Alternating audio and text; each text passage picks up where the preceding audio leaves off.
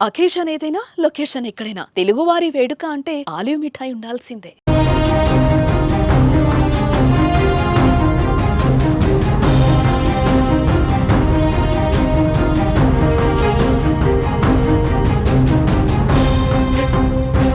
పహల్గామ్ ఉగ్రదాడి అనంతరం పాక్ పై భారత్ కఠిన చర్యలు తీసుకుంటోంది.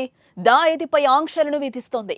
సింధు నదీ జలాల ఒప్పందం అమలు నిలిపివేత, అటారీ వాఘా సరిహద్దు మూసివేతతో పాటు పాక్ పౌరులను భారత్ నుంచి గెంటేసింది. భారత్ పై తప్పుడు వార్తలు వండివార్చే పనికి మాలిన 16 యూట్యూబ్ ఛానల్స్ ను, ట్విట్టర్ అకౌంట్స్ ను నిలిపివేసింది. తాజాగా ఆ దేశానికి తిక్క కుదిర్చేలా వారి విమానాలు భారత్ గగనతలంపై ప్రయాణించకుండా నిర్ణయం తీసుకుంది. ఈ మేరకు సంబంధించిన నోటంను జారీ చేసింది. ఏప్రిల్ 30 నుంచి మే 23 వరకు ఈ నిర్ణయం అమల్లో ఉంది. దీంతో ఇతర దేశాలకు వెళ్లే పాక్ విమానాలు ఇకపై మన గగనతలం మీదుగా ప్రయాణించలేవు.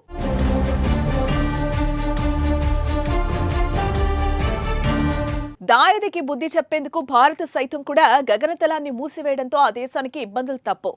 ప్రస్తుతం పాకిస్తాన్లో చికెన్ $798.89, కిలో బియ్యం $339, డజను గుడ్లు $332, లీటర్ పాలు $224. ఈ ధరలు చాలు పాకిస్తాన్ పరిస్థితి ప్రస్తుతం ఎలా ఉందో అర్థం చేసుకోవడానికి. ఆర్థిక సంక్షోభంతో ఆ దేశం ఇప్పటికే కొట్టుమిట్టాడుతోంది. ఆహార ధరలు భారీగా పెరిగాయి. ఇప్పటికే తీవ్రంగా కుదేలైన పాకిస్తాన్ ఆర్థిక వ్యవస్థతో భారత్ గగనతలం మూసివేయటం మరిన్ని కష్టాలను తెచ్చిపెట్టింది. ఆ దేశ విమానాలు కౌలాలంపూర్ సహా మలేషియాలోని ఇతర నగరాలు, సింగపూర్, థాయిలాండ్ వంటి ప్రాంతాలకు వెళ్లాలంటే ఇప్పుడు చైనా, శ్రీలంక గుండా దూర ప్రయాణం చేయాల్సి ఉంటుంది. దీంతో ప్రయాణ సమయం పెరగడమే కాదు, భారీగా ఆర్థిక భారం కూడా. ఇప్పటికే ఆర్థిక ఇబ్బందుల్లో కూరుకుపోయిన పాక్ ఎయిర్లైన్లకు ఇది మరింత భారం. ఖర్చు తడిసి మోపుడవుతోంది.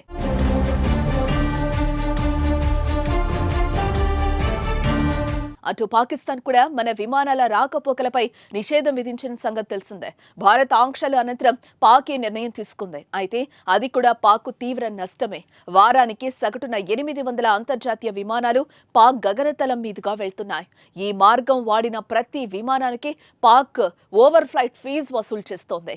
దాదాపు రోజుకి $1.2 లక్షల ఆదాయం వస్తోంది. ఇప్పుడు ఆ మొత్తం పూర్తిగా కోల్పోయే పరిస్థితి వచ్చింది. ఈ నిర్ణయం వల్ల నష్టపోయేది భారత్ కంటే పాక్ గానే ఉన్నట్లుగా తెలుస్తోంది. 2019లో పుల్వామా ఉగ్రదాడి అనంతరం పరిణామాల నేపథ్యంలో దాదాపు 5 నెలల పాటు పాక్ తమ గగనతలంలో భారత విమానాలపై ఆంక్షలు విధించింది. దీంతో అప్పట్లో ఆ దేశం $100 మిలియన్ పైగా నష్టపోయినట్టు సమాచారం. ఇలా భారత్ జోలికొచ్చి అన్ని విధాలుగా పాక్ నష్టాన్ని చవిచూస్తోంది.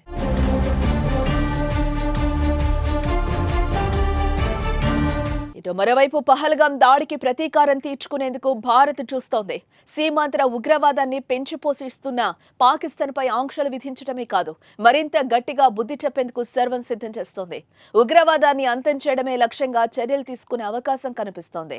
ఈ నేపథ్యంలో ఒకవేళ యుద్ధం అనివార్యమై భారత్ దాడి చేస్తే మాత్రం పాక్ పని ఖతమే.